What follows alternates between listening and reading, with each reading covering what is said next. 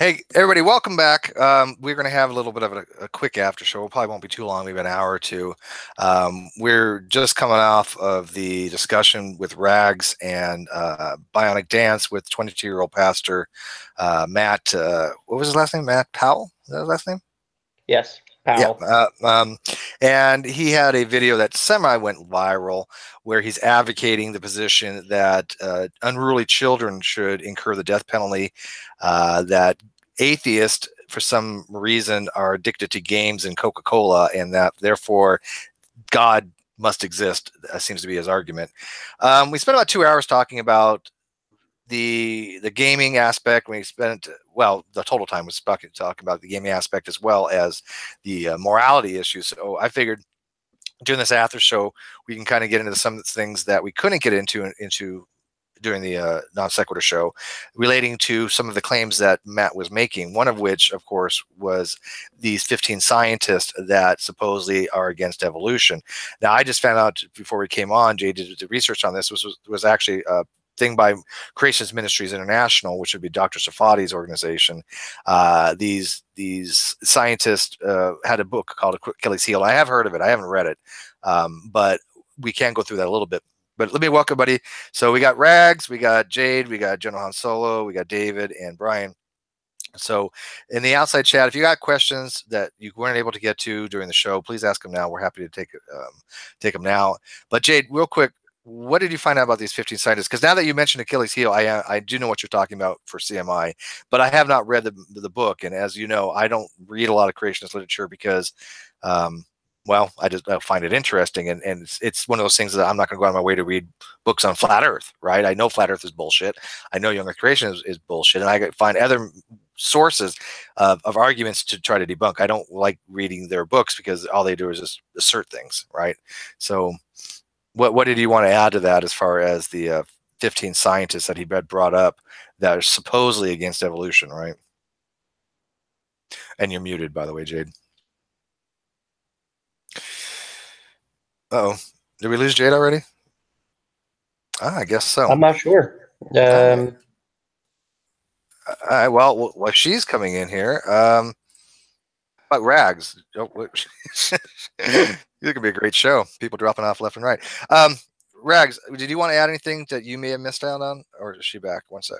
Jade, can you hear me now? Yay! Okay, sorry about that. We'll get back to you, Rags. Trust me. It just dies every once in a while. First of all, it's not a book; it's a movie. Oh, a movie. Yeah, I'm sorry. Yeah. I know you knew that. You were just Evolution Achilles Heel. Yeah. Mm-hmm. Yeah, Evolution's Achilles Heel, and so they have these 15 PhD scientists, which even with 15 PhD scientists, that's a drop in the bucket. I mean, we all know that. And I haven't quite looked up all of them yet because I've been looking up all of them. But actually, I think I have. It's just that I have something in here is repeating. But there's one guy I haven't been able to find because their link doesn't work. But it's Don Batten, PhD plant science, Stuart Burgess, PhD in engineering, Rob Carter, marine biology, David Catchpool. He's in agriculture, John Hartnett, physics, Mark Harwood, engineering, Mac Lisola, biotechnology, Jim Mason, experimental nuclear physics, Marcus Ross, environmental science, John Sanford, who some of these names should be very familiar with people, John Sanford, plant breeding and plant genetics, Jonathan Sarfati, physical chemistry, Emil Silvestru, geology, Horace Skipper, soil microbiology, and Dr. Taz Walker, who is mechanical engineering. The one I haven't found yet, I think I already mentioned, was Dr. Pierre Terborg. But as you can see, nobody here, the closest to actual biology would be Dr. Rob Carter, a PhD in marine biology. The rest of them seem to be more focused on plant science and agriculture, the ones that are biologically related. And then the rest, chemistry, physics, and so on and so forth. But I don't see an actual biologist here of the type that, one would think to be an expert on this subject. And I've also noticed that, I do recognize some of the names, especially like Sarfati, because I've talked to Sarfati. And one thing I've noticed... Silvestru. Don Batten. Yeah. So one thing I've noticed that's ubiquitous among all those people is that all of them have thrown away their scientific integrity. Yeah. All of them. And Jade and I both know we've gone after some of these people, asking them to defend some of their views. They will not do it. But more importantly, like when it comes to like Creation Ministries International with Dr. Sarfati, they actually have to sign something saying that nothing can actually change the young earth creation narrative. In other words, that if they find evidence that the young earth creation is wrong, the evidence must be wrong. Right? Yeah. So they're not allowed to actually even try to falsify the presupposition that young earth creation is the truth. So therefore, in my opinion, they have no scientific validity, and they either have the most grossest misconceptions or they're being deliberately dishonest. Like one of the quotes that from Achilles' heel, and I do remember this now, it states this, quote, "Mutations are known for destructive effects, including 1,000 human diseases such as hemophilia. Rarely are they ever helpful, but how can scrambling existing DNA information create a new biochemical pathway or nanomachines with many components to make goo to you evolution possible?" That is pure crap from start to finish. And anybody who knows about evolutionary biology will tell you that they are literally not even talking about biology at this point, because one, goo to you is a creationist thing. Evolution has nothing to do with abiogenesis. And the other thing is, we know new biochemical pathways have occurred because they've been demonstrated. Lenski's 20-year E. coli experiment, that was a new chemical pathway to an existing one. These things do happen. But they don't want to even acknowledge back when that beneficial mutations existed. Some creationists still would say no such thing, even though CMI now admits there are beneficial mutations. They list them on their own webpage, like the CCR delta 32 mutation, lactase persistence. So they admit now there is beneficial mutations. Jay, are you beating your computer to death? I mean, yes, I am. I think it's just I was looking something up, and apparently this thing is very forcefully. There are some circumstances where it's morally permissible to beat your computer to death. Yes. The Bible doesn't say that, so therefore, no. Right. So we can extrapolate. Yeah. Damn it! Extrapolation. Yeah. This whole thing about beneficial mutations. Most mutations, the vast majority of mutations, are neutral. They don't really do much of anything. Some mutations are beneficial. Some mutations are harmful. There are more harmful mutations than there are beneficial mutations, which kind of makes sense. Because if you're screwing with the genetic code, a lot of things, it's, you insert the wrong base and it may not make a big deal, especially since we know about what's called third base wobble, which means the third base in a codon can be various different things. So, and still code for the same amino acid. And still code for the same amino acid. So if you get the wrong, wrong thing in there, it's not going to be a big deal. But we do have beneficial mutations. I have 2 beneficial mutations myself that I happen to know of. I know some other people who have beneficial mutations. It's not, and many people listening, people here in the chat, may have beneficial mutations. You just don't happen to know about them, because most of the time, your blood could carry oxygen better. But how would you ever know that? So there are lots of things you don't know, and we all probably have some detrimental mutations. As a matter of fact, we do. All of us have genes that can kill us. That's really basically true. The thing is, there's what's called gene expression. Just because we have some genes that are potentially dangerous doesn't mean they're expressed in us, and there's lots of reasons for that. So even if we have bad mutations, they may not be expressed in us, and we may never know. And of course, same thing with a good mutation.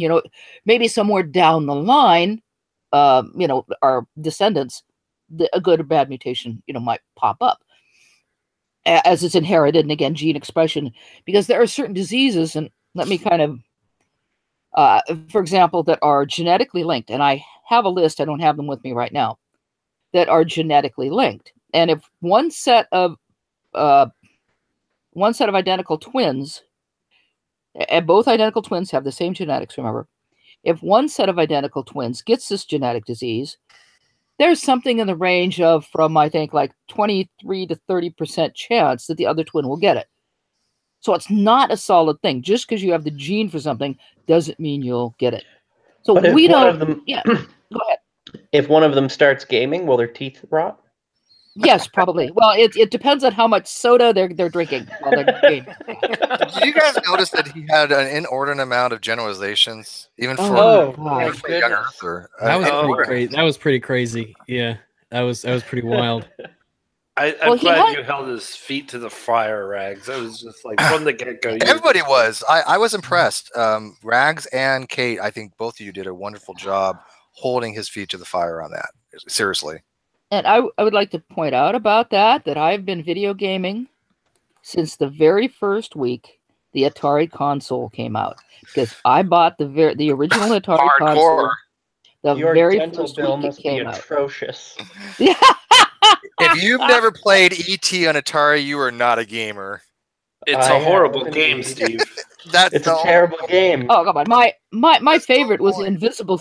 My two favorites were Invisible Space Invaders, because you could take Space Invaders and put it on invisible mode so you couldn't see them coming, Mhm. and Night Driver.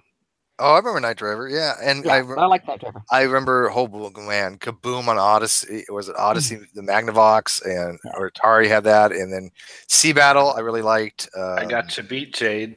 I Yeah. got you beat. We had Okay. a Pong machine. I had the original. Oh, you know Pong. what? I have one of those, David. I still have one of those old Pong machines, but I actually didn't get that until after I got the Atari. But I do have one of those. Okay. Hardcore Atari. Yeah. Mhm. I played a lot of those old games, but I will say that probably the games that made me go, oh, wow, games are going to be a big thing, with some of the early stuff that came out by Sierra, like the King's Quest series and whatnot. Oh, that was amazing, wasn't it? Oh, goodness, King's yeah. Quest was great, and so was Oh. Space Quest. What Space did it Quest for with me? Roger Wilco and the Time Rippers was one of my favorite points. How about Leather Goddess of Phobos? Oh, that was good too. Yeah, only I Oh, there- know that one. Okay, I think this Beneath the Steel Sky was also great. Beneath the Steel Sky, Zork. There was this Yep. one game that I really liked that a friend of mine and I used to play, but it wasn't something you could play at home. You had to go down to the, where all the machines were, which I spent a lot of money on those machines because, Oh, they had stuff. arcades. Or the arcades. That's Dragon's what- Lair ate your money like nothing. Oh man, the arcades were Dragon's so much Lair. fun. Dragon's But the one I liked was this. It was you were in a fire truck, right? Except there were two seats. There was one in the front and one in the back. And the person in the back had to control the back of the fire truck. The person in the front had to control the front of the fire truck. And you're racing around corners and you're trying not to crash into stuff and you're laughing your heads off because it's just like a regular fire truck. You had to coordinate all your curves and turns and whatever, and crashing into stuff, running over dogs and cats and old ladies and what have you. But that was a lot of fun. That was- Well, I think the machine that really did it for me, like as far as saying yes, games are a thing, was the Commodore 64, because that's the machine that actually had a dedicated sound chip and a dedicated video chip. And Yeah. oh my gosh, it could do 8-bit so much graphics, stuff. baby. Yeah. But Poke and peek. that chip was the same chip that was in the 2600. It's the Mhm. same chip that they put into the Nintendo. It's the Yeah. same chip that they put into almost every machine up until you had the 16-bit computers. It was an 8086. Well, no, it was a 60. It was a 6502. 6502. Oh, 6502. You're right. You're okay. You're right. 8086 was the IBM side of the Yeah, house, but yeah. Yeah. I remember 6582. Yeah. My great love was my Atari 2000. I mean, my Amiga 2000. Oh, I loved Amigas. Oh my I had God. Amiga 500. I had to, I had to use this clunky old IBM console at work, right? That was in black and white, and you could only do one thing at a time. I'm at home with my Amiga 2000, and I'm running a fractal. I'm listening to music. I'm playing a game, and I'm doing other stuff. It was in full color, stereo sound, and it could multitask. And yet IBM was clunky, old, stupid thing. You're addicted to Atari. Amiga. Yeah, So Commodore. A friend of mine once described the whole Commodore series is that the folks from Commodore got together and they made the best possible computer ever, and then they went to lunch and stayed there. Yep. I remember playing games like Kingdom of Cross. So I kind of asked Rags to kind of get back a little bit. This guy that made the argument that atheists, for some reason, What argument? Yeah, well, it's still an argument. It's just a bad argument, right? I mean, he's proffering it as an argument that atheists, for some reason, sit around and all they do is play games. And he's basing that on anecdotal evidence that he's gone to web pages and found on YouTube. Hey, there's a lot of gamers on YouTube. Big surprise. And I don't know why. Yeah, like you said, flippantly, what argument? But what do you? Damn it, So I kind of explored it a little bit, I suppose. I brought up that 42% of all Americans play video games. So this is a huge number, and that's just Americans, but this is a huge number of people. More people watch the League of Legends World Championships than all 7 games of the World Series combined. Video games are huge. A lot of people don't know about it. They just go about their lives. There's a lot of things you just don't notice in your circles that you keep to, but video games are huge, and they're getting bigger and bigger and bigger and bigger and bigger. But do you think video this was games a throwaway comment from him, though? Sorry.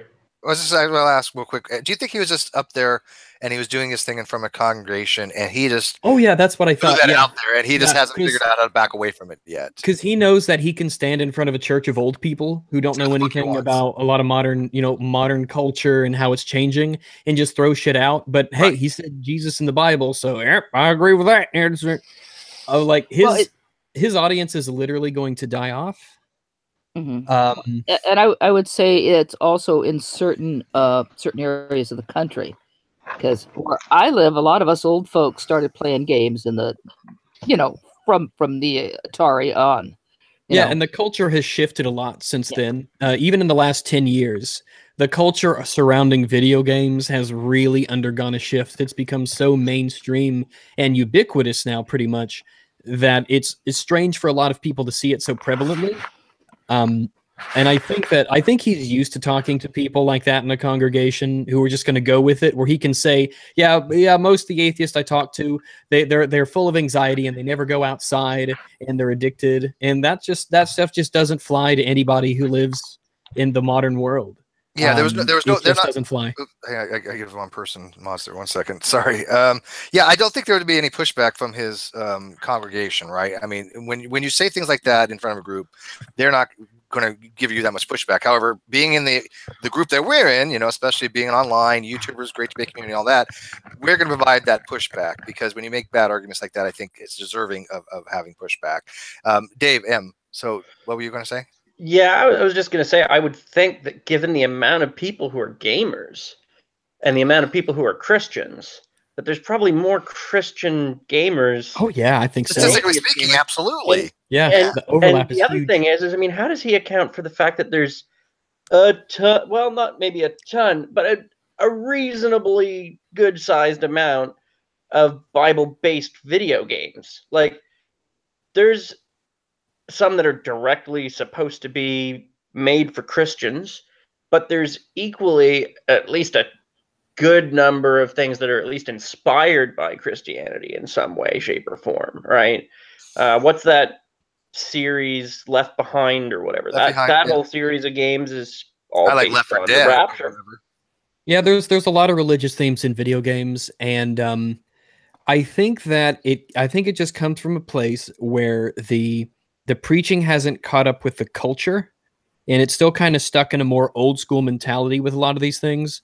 It's a lot easier to say that, it's like a lot of people's parents, they'll rot your brain, things like that.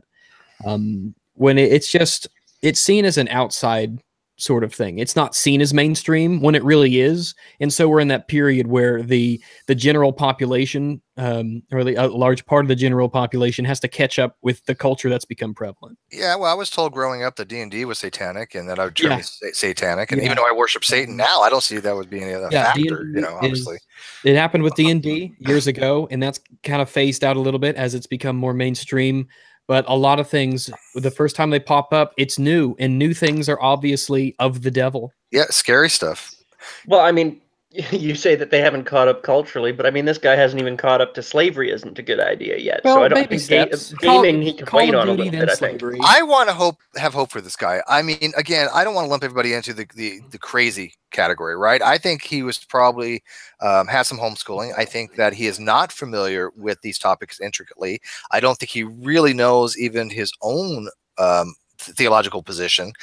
He's parroting Ken Hovind. I think he's relying a lot on argument from authority, and in this case, false authority. Oh yeah, the Bible says. Well, the Bible says in the Bible, and even when asked for his direct opinion, my opinion doesn't matter because the Bible says. Rags, he didn't know what divine command theory was. A 22-year-old pastor. Yeah. Well, look. That's surprising.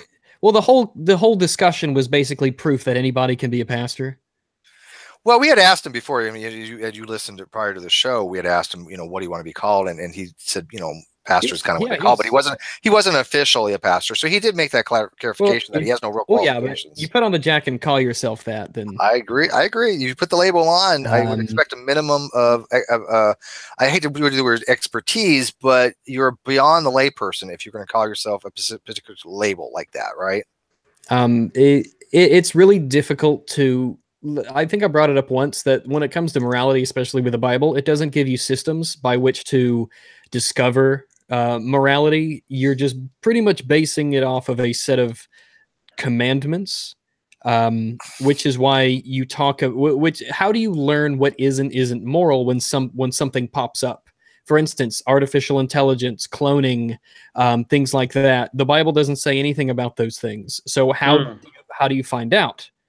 Well, the Bible doesn't really give us any systems explicitly by which we can determine this. So now it's up to interpretation, and interpretation is like, well, why should we have to interpret it? Why shouldn't this be obvious? Why wasn't this stuff foreseen?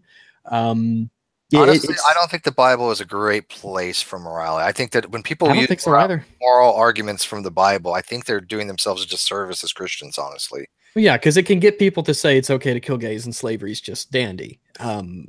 I did notice, like you did, like everyone did, whenever you asked him something, he would constantly defer to other things. Like, well, it's not about me, it's about what God says. It's about what the Bible says. Well, the Bible says, he felt bad. I think he did feel bad. But that's why I didn't come down on him as hard as I could, because I realized he was deflecting because he was having some kind of cognitive dissonance. He was actually, I think his own moral framework was kicking in, but he didn't want to actually have to say that because he's under this obligatory thing that he has to put forth his narrative that it's all about the Bible. And that's when people start getting into, you don't worship God at that point, you worship the Bible.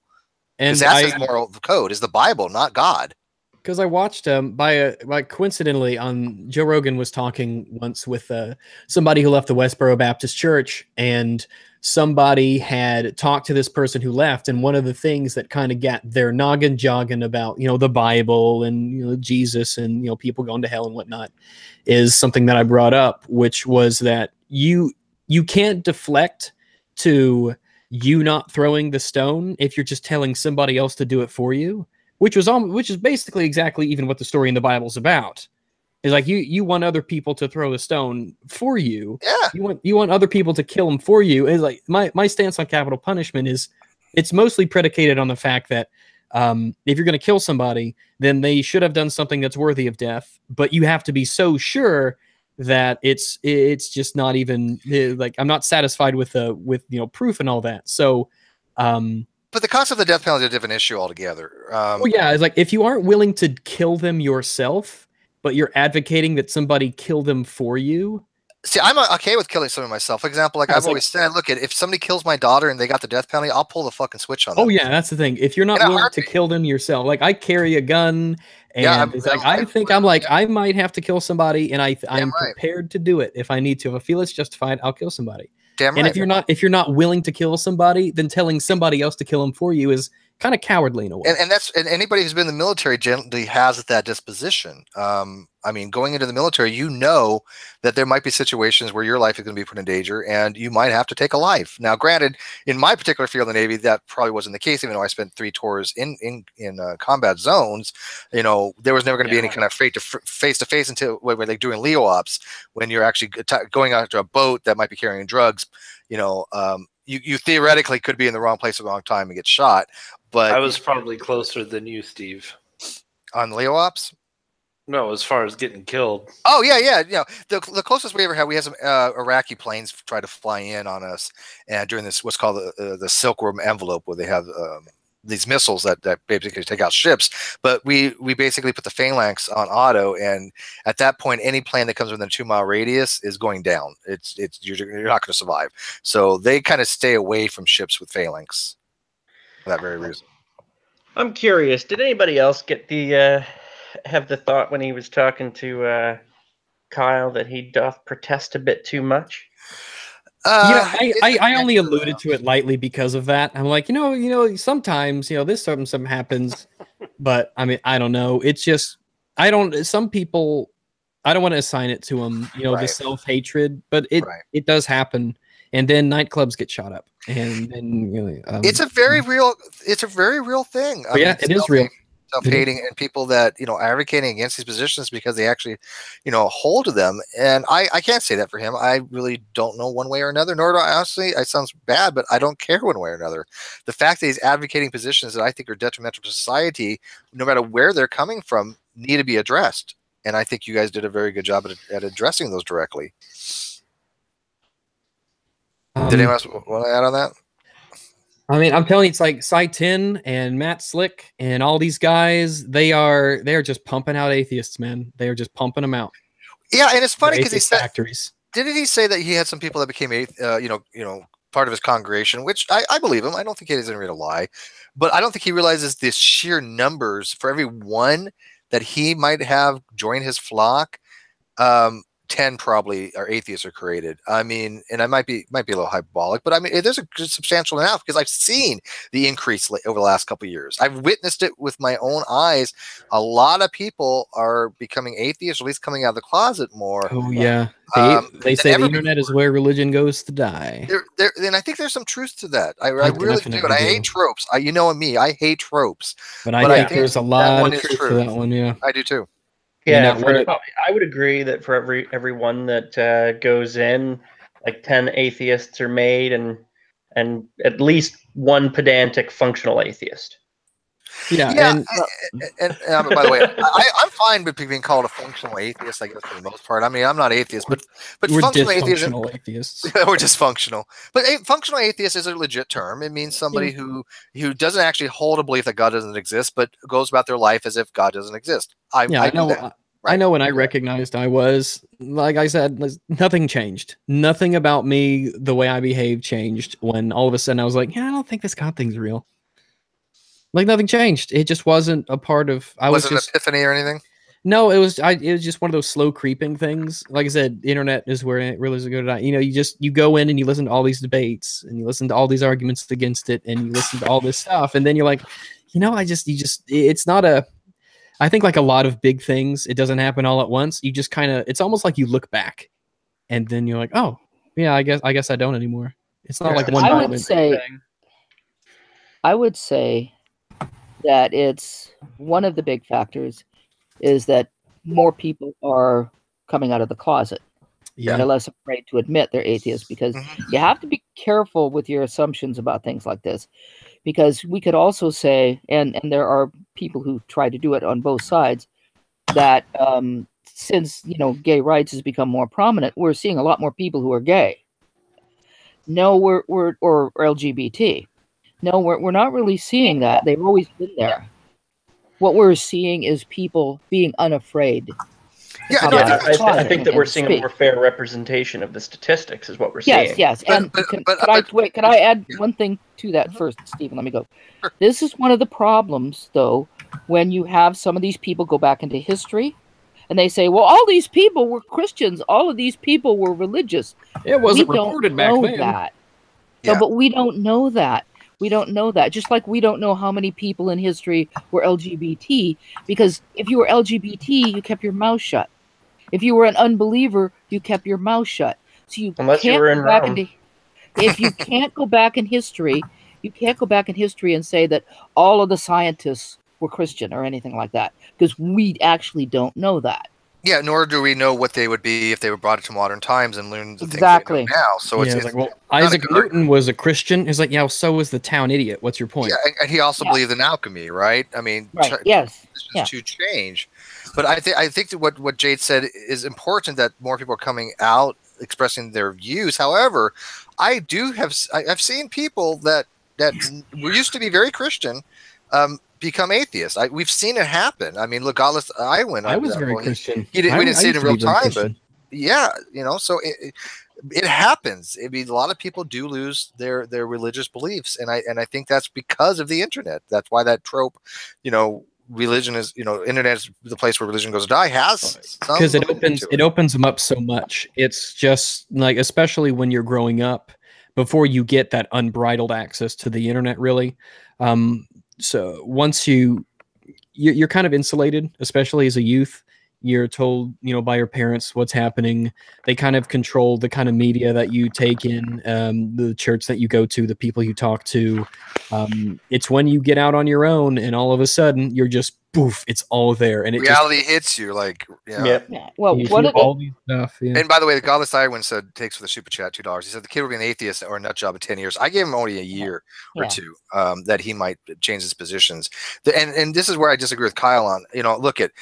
I understand Kyle's what he wants this kid to get to, right? He wants people to be atheists, and I understand his reasoning. I'm not saying it's wrong. I have seen, though, from my experience, that once you start unraveling people's cohesive framework and their coherentism approach to beliefs, that if he realizes that young earth creationism is total bullshit, that's a huge chunk of his religious indoctrination. And if he starts questioning that and realizes that that's wrong, it may extend, and more likely will extend, to other things relating to his moral approach. I think that's very, very likely. It's brick by brick. It's a brick by brick thing. Yeah.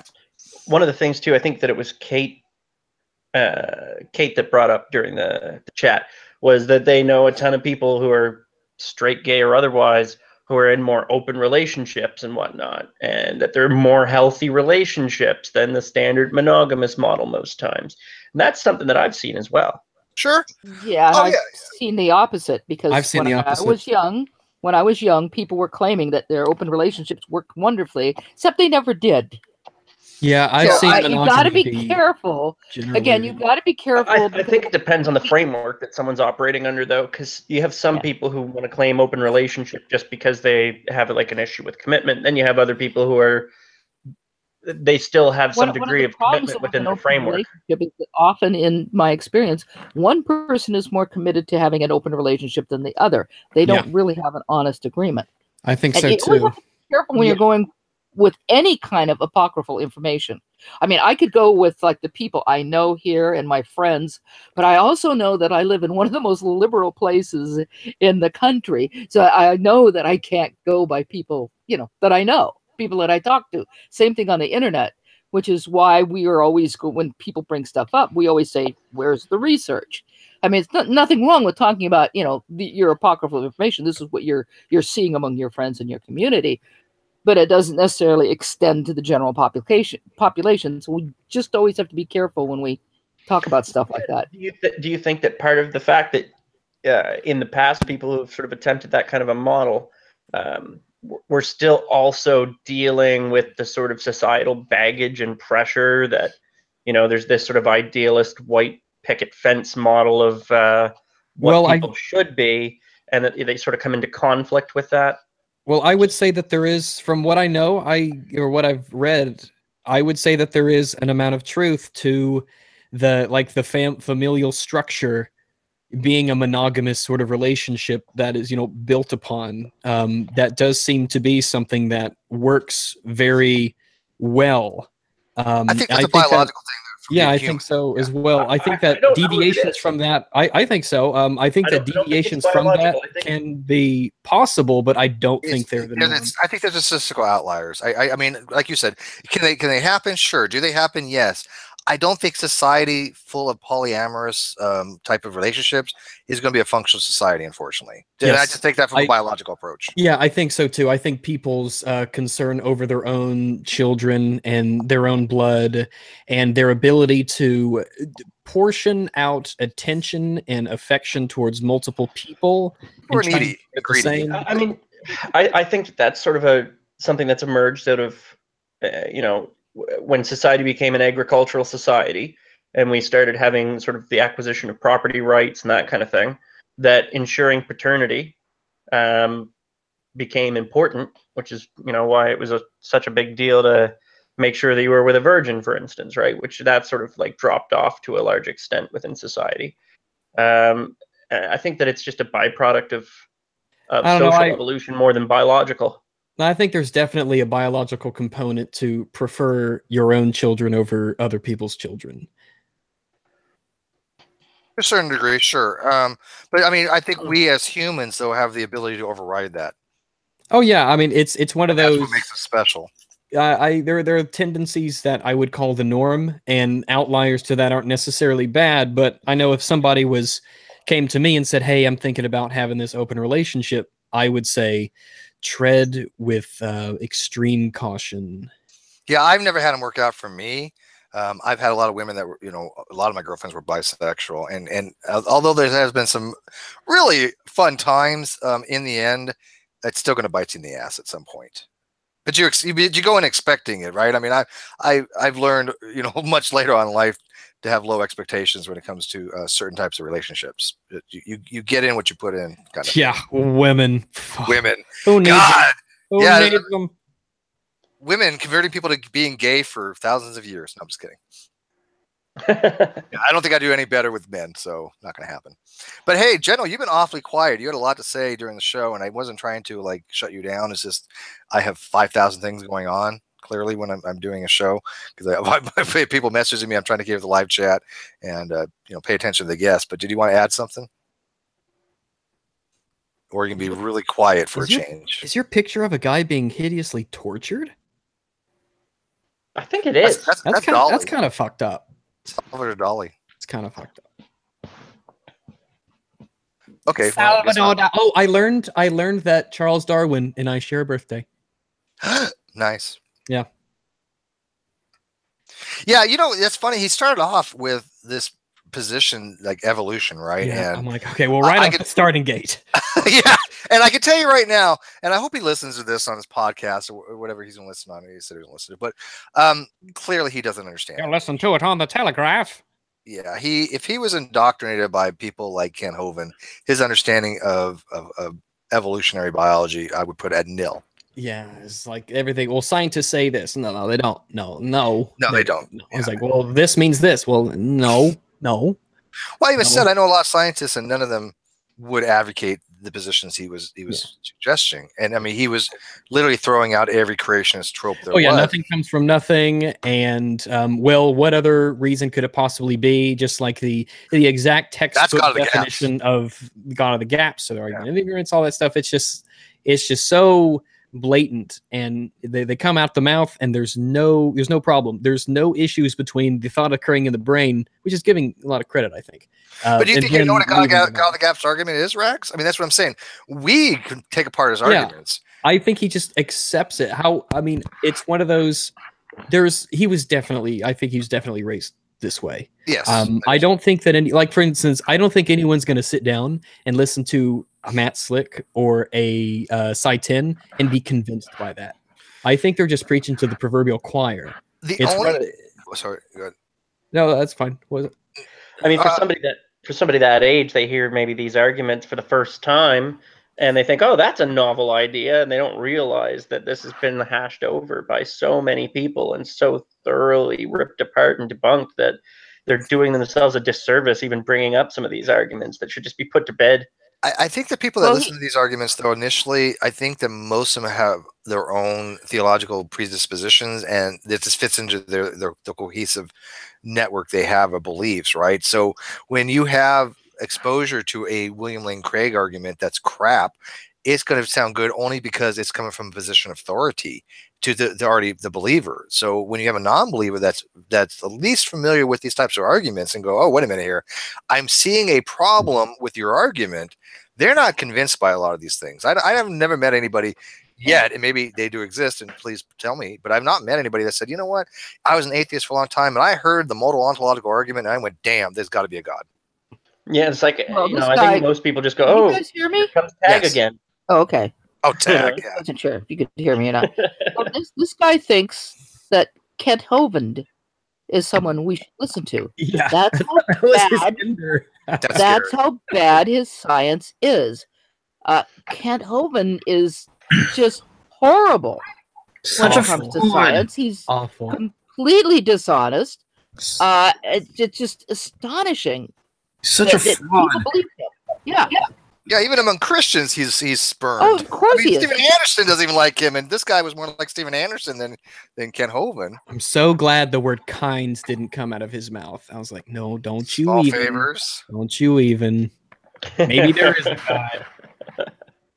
But there's so much division within Christianity that it's hard to find any Christian apologist that everybody likes. I mean, everybody has problems. You know, people have problems with just about everybody. It just depends. Yeah. which We had to ask him which version of the Bible do you prefer? Which version of the 6 trillion out there is the right one? He's like, I'm this one. This is the only one that's perfectly accurate. It's like, oh, okay. Oh, is it? Oh, all right. It's that easy. There is no such thing as a perfectly accurate. Yeah, absolutely. Unless he has this, but he has this sort of He was just told fantasy approach to the Bible, and I've heard from some people before, including some people here on the internet. He says, because he has been enlightened in some way, he can read the Bible in ways that people who are not enlightened cannot read the Bible. So only he, and maybe people exactly like him, have access to the truth of the Bible.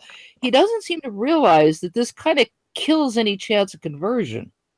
Because if non-believers cannot understand what's in the Bible, how will they ever convert? And I think a lot of that's- people take the apathy approach, or the empathy approach. There's no way that any person with a healthy, normal level of human empathy can say things like, yeah, all the gays deserve to be killed. And just hearing that, and it's almost, if it doesn't push you away from Christianity, it pushes you away from that hardcore stance on it, which is a lot of the times the first step. But for a lot of these people, that's not really real, because they know that's not going to happen. They know we live in a society that's not going to happen in. They know that there's not going to be any theocracy anytime soon. So they can feel free to say things like that when they aren't a reality. It's big talk. Yeah. Well, that's Comes why. the retrobate. But that's Or what reprobate. reprobate. I prefer masturbate. But you notice though, that's why he was so quick to try to abdicate his moral responsibility. And Exactly. but again, that to me, I took as a positive sign, and it sounds weird only because I want to believe that he has his own moral framework. Because it's like when people feel bad. It's like when people Did someone say feel bad about saying, retrobate? no, Yes, Kyle, we were talking about you. Hi, welcome. we were saying I heard. Where is that? Where is that retrobate? Kyle, where is he? Here I They're am. also and talking I'm about- fabulous he glory. could be, he could be elect. Now let's be honest here. He could be elect. I'm totally elect. Well, he's certainly fabulous. We were talking about I love it. masturbation before that too, so it kind of fits in. listen. Speaking of masturbation, that's what took me so long. I didn't want to tell people I gotta that. say but too, buddy who just came in, the way your easel, I think it is on the painting behind you is positioned, it looks like a predominant cross. on the wall. I'm agnostic. No, I'm not. Just in the thumbnail, it just looks like a big old cross. there hanging can on the only be wall. one agnostic in every hangout. Okay, I have one job. Let me do it. This is my temple to the god of the arts. Damn. Hashtag Hail Satan. You know what's funny though? I am amused when people, and somebody just did this in live chat earlier. They find out you're theologically an agnostic, and they just automatically assume you're agnostic on every proposition. And it's like it doesn't fucking work like that, people. Or they think you're a nihilist. It's like you you don't believe in anything. Is Yeah. They think you're an epistemic nihilist. I'm like, no. When they how say it you goes. don't believe in anything, be like, who said that? Yeah, wait. Do I exist? Yeah, What? but You don't I even mean, exist. Show You're your a lower- profile. And Kyle's, by the way, has no color in it, I happen to notice. He's You an don't even anti-colorist. exist. I don't see color. God, Which save me I've- now. Why did I, which why I did I come in? heard makes you racist too. But I mean, I just Well, Colors exist. Steve exists. Triangles exist. in the atheist worldview, how can you be certain that triangles exist? I wish he would. I really wish Matt would come in to actually run some of these strange atheist type arguments. Because, like I said, if you want to make an argument against atheism, at least make it sound plausible. I mean, there's just so many things that he got wrong. I don't even know where to begin. So I got a question. Did that guy sound anything like a white version of G-Man? He was way more articulate than G-Man. He was more articulate. He wasn't obnoxious. The arguments were annoying because they're like, well, the Bible says. He's I know, but he wasn't obnoxious. No, he wasn't obnoxious, and he wasn't. He I didn't think go he's full probably a G-Man. good guy that's just been indoctrinated. Yeah, G-Man is doesn't just a believe faggot. He doesn't believe in that bullshit. Not at And all. I have to agree with Kyle. I don't think he does it either. He'll be Just- coming out of that closet in a couple. He'll be in about 6 coming out the months. closet when he comes. literally. You got that impression too, did you, He'll Kyle? be coming out the Oh, closet. My Kyle, arms you're are wide open, on. Matthew. My arms are wide open. Kyle was You see, always we willing, can spot our own. Kyle's Yes. always willing to lend a helping hand to get people out of that closet. Literally. My gaydar was pinging like a motherfucker that entire episode. I think it was funny though. Once he was talking about we got to talking about slavery, and there was one of the verses, and he started no, the real version of the verses, da da da da da, and I was like, oh, okay, so it's The so it's real Bible says. so it's misogynist instead of pro-slavery. Okay, well, I'm convinced. You sold me. God, I really want him to think about that. He didn't take advantage of that, and he said it anyways. And I was like, oh, fuck. He's Yeah, a I was pastor. like- He can't. But The how do you moment that take he that goes shit soft on- back, dude? The moment that he goes soft on any of that, he loses ground with what he's trying to You do. don't in think his he's going to personal regret that years from now? You think Sure he's I going to do, look back and go, absolutely. yeah, exactly. I mean, Yeah, man. that's what creates atheists. People saying stupid shit, then they look back, go, God, I was a dumbass. But he's got to hold true to that, what it says. So I mean, on one hand, I understand what he's saying, and he can't admit that he's wrong, no matter how horrible it looks. That's when you know that you have a problem. Like when you're willing to go down with the ship in that sort of regard. You should know, just on a humanity level, you should be able to just bail on that. When as soon as somebody says that slavery is okay and that killing unruly kids is okay, you should be able to bail on that. And the You fact really, that you really need to think your positions. That's why I asked him. Okay, so enemy combatants want to kill you. What does that tell you about why is it okay to rape their virgin youth? I don't understand where the Bible says so. connection is made. And we have three Christians in here, none of which I would ever advocate going out and for advocating for theocracy that kills gays. They need to read the They're not real Bible. Christians. They're not real Christians, Steve. Okay, no, yeah, that's true. No true Christian. I ain't reading the King James version.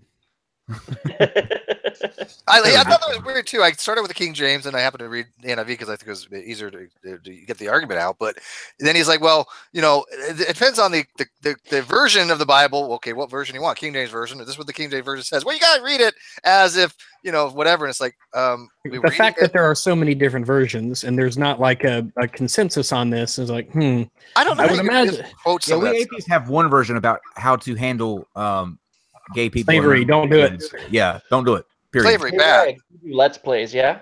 like maybe don't murder them. Right. Yeah. Let them do their thing. Let them be happy. I don't When have. in I don't have. I don't advocate for that. Period. I mean, I just don't see how any rational human being could think that's a good thing. When in doubt, err on the side of the least amount of blood being spilled. Right. Yeah. As a general Hey, rule. Ray. Yeah, because you can't take it Hey. back. Look, if he's wrong, you can't bring that child back. Yeah, I was like, You oh shit, we supposed were to wrong. do it. Oh well, Shit, right? he died Well, a martyr. Place the play. Err on the side of caution and say, look, if we're not going to do this, and if God gets pissed off, we'll explain to him, hey, I don't want to go around, being responsible for the death of 6-year-olds. Okay, listen, God, my bad. I got it. I fucked up. Bear with me. I'll do better next time. The next one, he really will be gay. Rags, you should Commit. do some of the Commit. you should do some Bible game Let's Plays. They've got the old I- Defenders of Faith 2 came out this year. Bible and kids Not don't the belong first person together. to tell me that. When I get back, moved into my place really soon here, I would like to do stuff like that, like little Let's Plays and things on my second channel and stuff.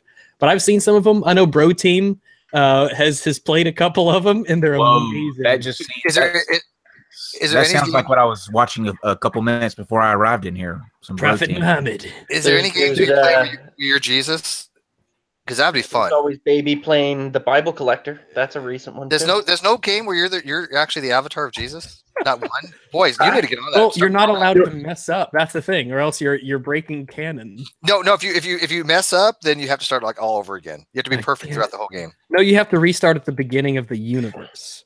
Yeah. You have to wait trillions of years to do it again. If you mess up, your computer blows up. Your PlayStation fries. You know, it's funny that you keep Video joking game about Jesus would make perfect sense. He's one of the few historical figures that actually has a claim to the ability to being able to respawn. Whoa, Chuck Norris. Oh yeah. Joaquin, go ahead. No, I was just gonna say someone keeps joking about being gay and complaining or saying That's negative serious things about business. homosexuality. And I think that there must be like a tremendous amount of like dissonance that goes on in fundamentalist Christians. Like I don't know if Christians really deep down believe that like the wicked are going to be tormented for all of eternity in hell. Like, well, how I heard can that you- 32% deep of down, Christians I don't think they in hell. believe those. Some don't. I Yeah, heard like a really- third of Christians don't actually think hell is real. Yeah. Some And don't. Some do. And And I if you think that speaks about their personal moral character, you know? yes, Like Steve said, you're better than the God of the Bible that you believe in. if you think about it, if you're a person who relishes the thought of people burning for eternity, Which people? any person who There's relishes one or on two that, that I could relish in. those no, I wouldn't relish that for anybody. Not even the worst human being possible. I mean, I don't think people would deserve anything like that. However, there are people that are sadistical that just because somebody doesn't believe the same God that you believe in will relish the fact of a person spending eternity burning. They need to reevaluate their entire moral framework. I think a lot of it comes from a sense of catharsis that people want. I think in That's terms right. for some people, it's, you know, the fear of death. For other people, they want, and it's a very appealing notion to anybody, that there is this cosmic justice that if you do bad things, you'll get your comeuppance, you know, because we hate to Karma's see. a bitch. Yeah, people hate to see bad things being got away with, you know. But there's no universal law for that, Rags. I That's know the- there isn't, but people Yeah. want that. Sure, you know, and- but they instill it there's- because of their want, not because of a necessity. There is no Yeah. necessity that people get their comeuppings. You know, there's no code written in the universe that says, "Hey, look, you live by the sword, you die by the sword, or karma is going to come around and bite you." No, we want to believe that. you mean die next to it? What's that? There's a Oh, I Sorry, forget. go I forgot it was so long ago.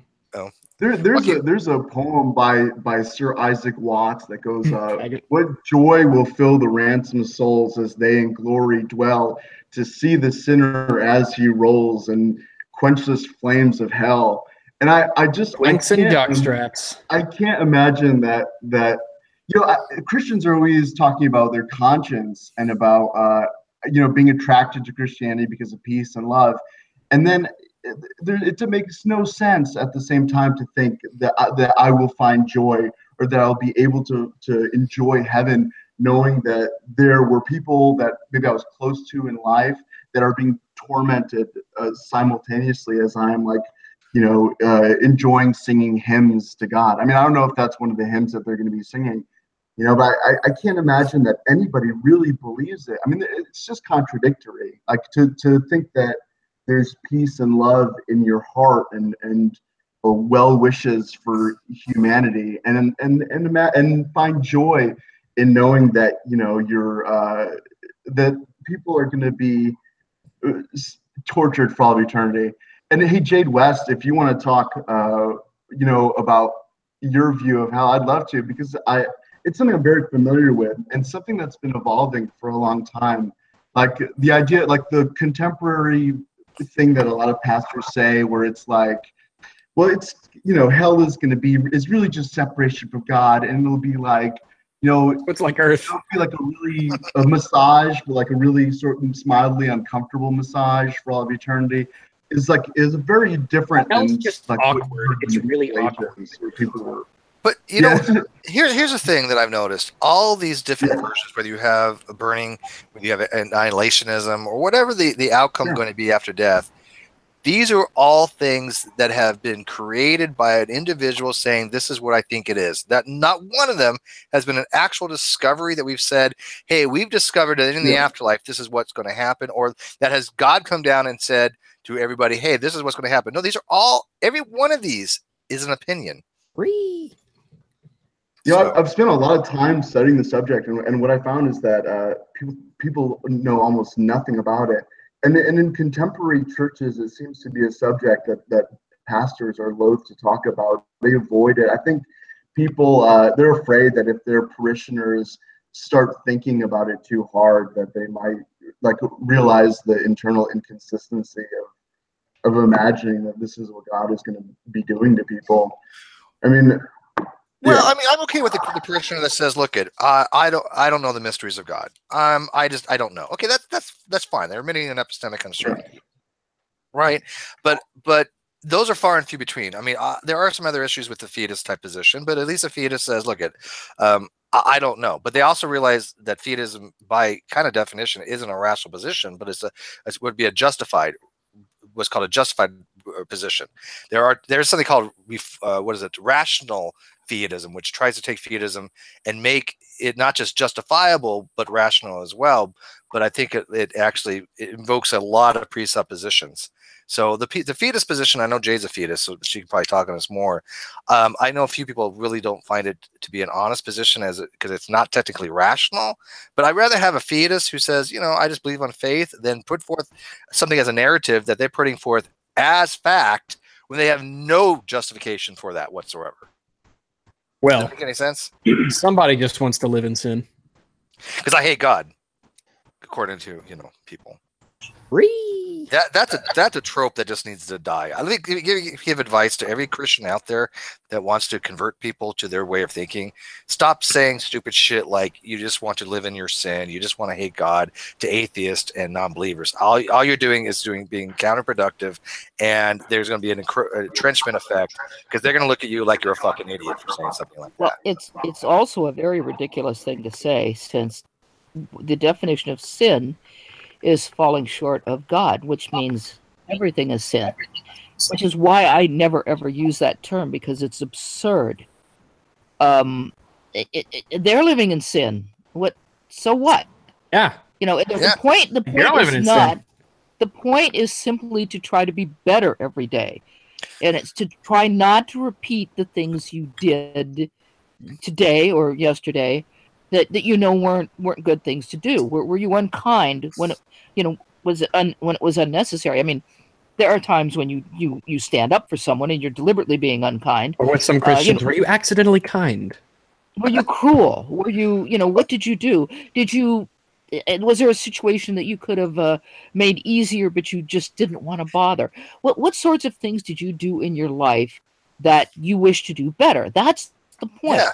It's not that it's absurd to talk about sin, because if everybody falls short of God. So why talk about it? Why say that someone wants to wallow in their sin? Well, everybody's in sin. So what? The point is to try to get better. And just changing a belief is not going to change people's actions either inherently. No. And also, there's different people would argue there's different degrees of sin. Some people say all sin is equal to God, even though blasphemy against the Holy Ghost is considered to be worse. Some say there's cardinal sins. Have you ever heard of the term picadillo, Jade? Picadillo. No. Yeah, picadillo. No. Picadillo is a slight offense to God. And when I was Catholic, it was mortal and venial sin. Well, yeah, that's mortal and venial sins, right? Yeah. It's a degree of what have you done? Because venial sins are like commonplace. Mortal sins are the things that are supposedly more. Sorry, maybe. Joaquin, how do you say the word? I call it picadillo, but the sin is a quesadilla. No, but how does Joaquin pronounce? He speaks Spanish, so. But how does he pronounce it? It's a pecadillo. Pecadillo. It's P-E-C-C-A-D-O. Yeah. Okay, pecadillo. Okay. It just means a small sin. A pecadillo is any small thing, actually. Isn't it? Yeah, but in this particular context, in this context, it means a very slight offense against God. Right. Right, but their approach is just utterly ridiculous, to say nothing of, in many cases, it's anti-biblical. Focusing on Sodom and Gomorrah for homosexuality is absurd, especially when later in the Bible it says, "This is the sin of thy sister Sodom," and it's talking about hospitality. So no, Sodom and Gomorrah weren't burned down because of homosexuality. It was because of their lack of hospitality, which was considered a very, very serious crime back then. And part of the reason it was considered a serious crime is because if you did not extend hospitality to someone, that left them out in the cold and left them at the mercy of bandits or whoever. So, and to say things like, like G-Man likes to bring up the lake of fire. And you kind of wonder if he's ever read the Bible, because that's from Revelations, and the lake of fire refers to the second death. It even says so right there in Revelation. There's no physical lake of fire. I hate to really disabuse him of this. There's no physical lake of fire. Not a physical lake of fire. They just don't have that sting. Hell's no more a place of fire and brimstone than heaven is a wedding banquet or a... No. Hell, quote unquote, is supposed to be separation from God. That's all it is. There's no place called hell. A lot of these things, Hades, so on and so forth, are actually places in the Bible. It's where they used to burn the trash. That's actually Gehenna. For Gehenna is one of the words that they use for hell. Yes, that's what I was thinking. It's a real place. I've been there, and it's actually pretty nice. It's what they compared it to. And Sheol just meant grave. I have a comment. I was going to say left on the video that I think very well. All right, hang on, everybody's let him finish. Let him finish. I can't hear you. You have 6 people talking. Kyle, what would you say? I have a comment that was left on from this show tonight. Just now. I am single. Yes. That I think and looking. It says, I find it funny that Christians behave exactly as one would behave if evolution was true, and that atheists behave as one would behave if there was a moral, loving God. The atheists that come out of Christianity are way more moral, kind, compassionate, tolerant, and loving. In a way, Christianity creates better human beings through its bad lives of misery, hypocrisy, and lack of love. Yeah, boy. That doesn't match Christians I've known. So there. Yeah, it depends on the Christian. There goes for obviously, it depends on who you meet, who you run into. The people that I know, the people that I'm subscribed to on Twitter are some of the most compassionate people I know. The ones that we I can't say that. The ones that we usually deal with aren't. That's not the case. No, but we're dealing with this little tiny corner of the internet that's filled with the clown car posse. It's filled with people who are actually very bad Christians by their own definitions. They're very bad Christians. Yeah, but the pews are filled with people with very bad Christians too, right? And I hate to do this because this sounds like I'm stroking my e-peen, but who gives a fuck? You have people during our program on the Non-Sequitur show that was running Bring It Evolutionists that had a whole 16 people watching, claiming, at other times claiming that atheism is dying, and that they're making huge progress on the internet. Yet they had 16 people watching. We had 350. Hey, they had 15 by the last way, I was one of those 16, except I wasn't actually watching. I just had it running in a different tab. I had it running in a different tab while I was watching your show. Yeah, no, people do that. They listen, they watch the live chat, but we have like 140 right now, and so these people that think they're making these big waves against evolution and promotion of intelligent design, I think the numbers kind of speak to themselves. That people are just not buying that bullshit. Suck it, creationists. Suck it, young Earth creationists. See, I was just watching that. I would just pop over every once in a while and watch the live chat. I didn't even have it actually running. I had it, halted, and I would just pop over to see what's going on in the live chat. That's all I was interested in, because that kind of tells me if it's like later when it uploads, is there anything I really want to watch? Do I really want to watch any of it? It's the same shit, though. I occasionally I'll have somebody message me. I have a lot of people message me, but one person will message me and say, "Hey, look at they such as had this video, and timestamp it, and you may want to watch this part." Okay, fine, I like that, but I'm not going to watch 2 hours of the same thing that I know word verbatim what they're going to say. And I've already explained to people like true empiricism many times over. Your explanation is shit. Positing a deity for an abductive argument like you do is shit. Yeah. It doesn't add any explanatory power. It doesn't explain anything. And he's never going to understand it. And he's just going to assert it till the cows come home. He's going to have 16 people forever watching, and everybody else is going to go, you know what? That argument has already been decimated beyond repair. It's philosophical proof for God. And You he can't doesn't be- even he doesn't even get what an abductive argument He is. does correct. not. Yes. No, and any more than he gets what the difference between pareidolia and what's the other one? Apophenia. Yeah, he doesn't get the difference between those. No, he does not. And he Inductive mistakes argument them. isn't Yeah, that's his argument. And what's funny, by the way, just is one of their arguments. This is very common. Is that people are going by similarities, and that's not exactly true. It is in a wider sense, but it's more like going by homologies, which is not the same as similarities, and genetics, and so on and so forth. Yes, you could widely call them similarities. However, on the other hand, so they say, oh, well, you can't say that these things are related because they look alike or they have certain bones alike or whatever. You can't say that. On the other hand, you ask them then to define a kind. Well, you can tell a cat kind because they all look like cats. Huh? But an inductive similarities work for you, but it doesn't work for us. Okay, got it. Thanks. But an inductive argument is based upon prior observations, and it's still asking for a explanation to a phenomenon. Positing of a God is not an explanation to a phenomenon. Nope. He's trying to go down to a grounding problem rather than address what is being asked for the explanation of what we're observing. We have never had prior observations of a deity doing anything. We've never had observations of a mind independent of a body doing anything. No, and the whole this computer.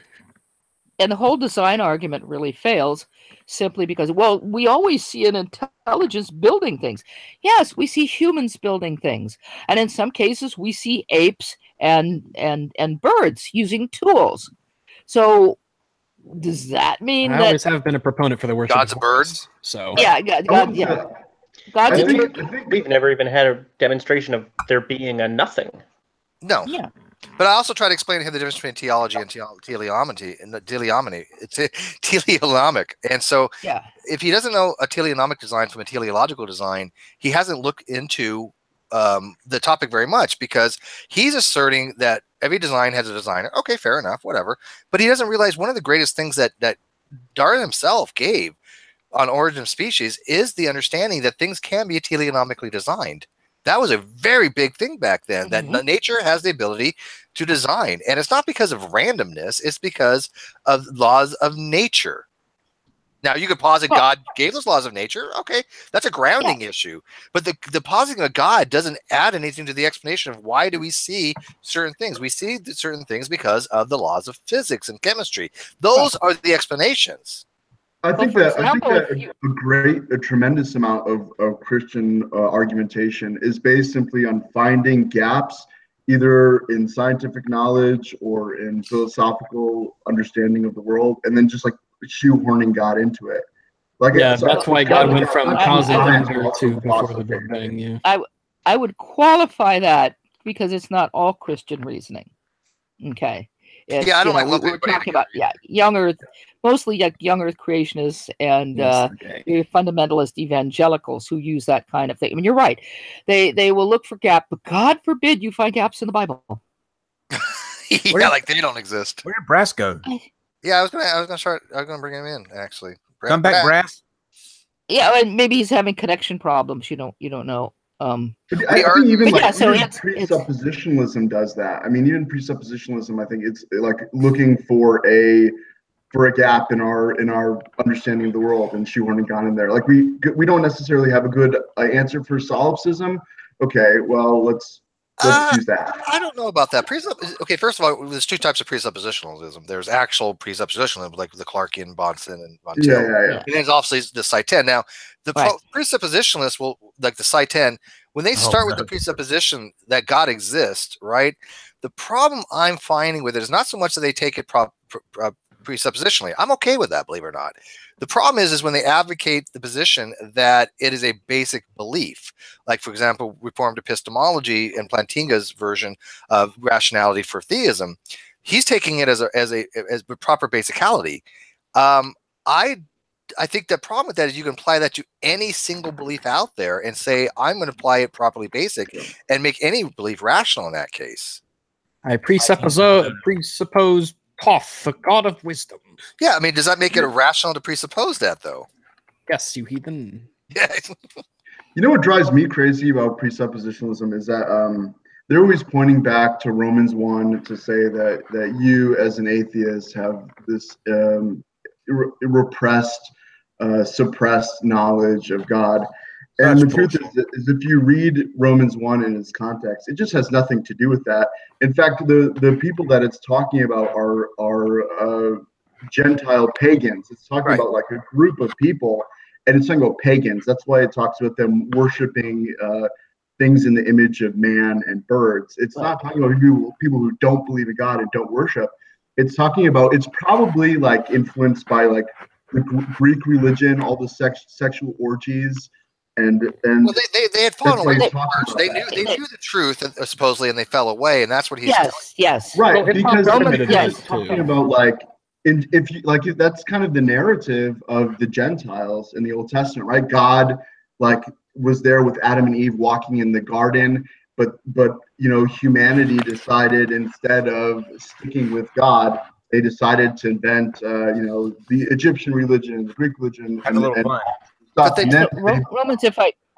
Romans is very apply it to individuals, like on an individual level. That's not, he's not talking about individual level, because not every you know, it wouldn't even make sense that way. And in context, he's just not even talking about that issue. He's talking about the how the Gentiles have like how they relate to the law. Like, so it's this contrast between the Gentiles and the Jews, and how there's no distinction between a Gentile and a Jew anymore when they're in Jesus. Yeah, Jews are sneaky like that. Presuppositionalism is based on like misreading of the Bible. Of course. Yeah, Romans is very problematic for anybody who, a Christian who tries to argue from Romans, especially when they take single verses out. And one thing that annoys me no end is when people take single verses out of anything. In the Bible, well, and not just the Bible, but I mean, I get annoyed when you see these young Earth creationists take single verses out of various different scientific texts and then try to argue from that. So taking a single verse out of anything is not a good deal. You have to take it in context. Romans is written Cersei Lannister. For what? Is your cat Cersei Lannister? No, but no, my cat is Freddy the Demon from Hell. I know. Look at that. That's oh my God! You just missed it. But Romans is written to the church at Rome. It makes it very clear it's written to the church at Rome, and the church at Rome has fallen back into pagan practices. Right. And basically, Paul is yelling at them. We're having too much fun. Stop this! You're supposed to be Christians, and you're going back to temple prostitution and all these pagan practices. You don't invite me to the Christmas orgy. So when they're talking about, when Paul says you have the exact terms, but you suppress the truth and unrighteousness. He's talking to the church at Rome because they already know the truth. Because they know the truth, they are suppressing it in their unrighteousness. Has absolutely nothing to do with atheists or agnostics or Hindus or Jews or Muslims or anybody else. It has to do with the church at Rome. That's exactly right.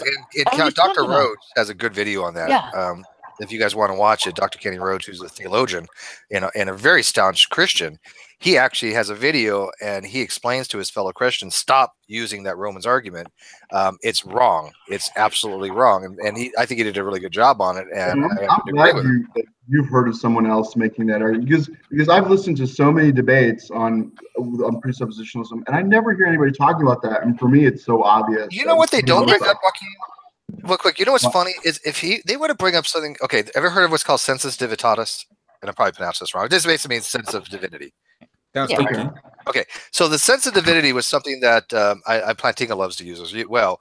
But John Calvin had brought it up that we as humans have instilled of us. John Calvin, he you know who Calvin is? He started.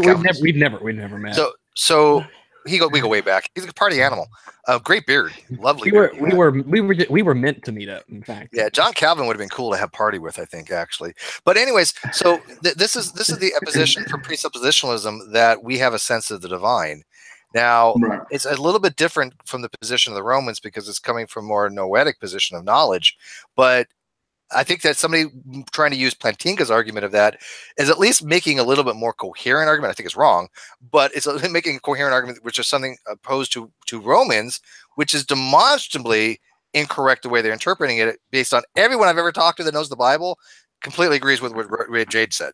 If they know, Right, if they know the text. I wanted to add this too about Romans, because we were talking about homosexuality before. The texts on homosexuality refer to in the Old Testament. Well, first of all, for Christians, we're under the new covenant. So the old covenant is gone away. So none of those laws apply to Christians, and most Christians know this, and yet you'll still find them arguing Levitical law, even though they'll pick and choose over which Levitical law they want to follow. And Kyle already talked about how that one passage in Leviticus doesn't refer to homosexuals in general, and certainly doesn't refer to women.